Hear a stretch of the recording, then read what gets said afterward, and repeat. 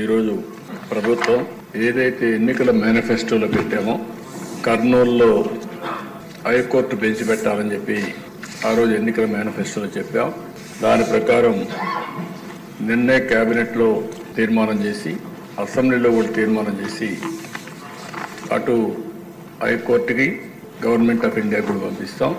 వీలైనంత తొందరలో కర్నూలులో హైకోర్టు బెంచ్ రావడానికి ఈ ప్రభుత్వం అన్ని విధాల ప్రయత్నం చేస్తాం.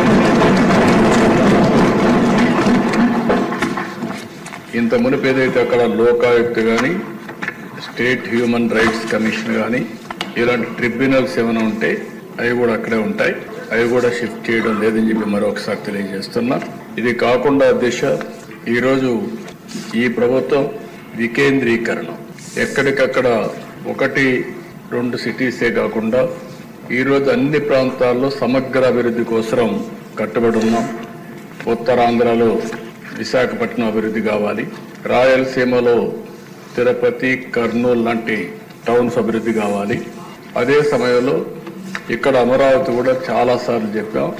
ఆ రోజు మీరు చూస్తే 3 రాజధానులు అని చెప్పి 3 ముక్కలు ఆటాడి కడాన ఏ ప్రాంతం కూడా అభివృద్ధి కాకుండా చేశారు. ఆ రోజు కూడా రాష్ట్రం మొత్తం తిరిగి కర్నూలులో కూడా ధైర్యంగా మన రాజధాని ఏదంటే అమరావతిని చెప్పించింది తెలుగుదేశం పార్టీ ఎన్డీఏ అని చెప్తున్నారు.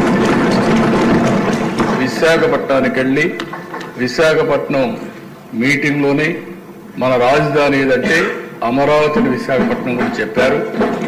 అంటే ఈ ప్రభుత్వం పైన ఒక నమ్మకం, చెప్పింది చేస్తారనే విశ్వాసం ఉంది.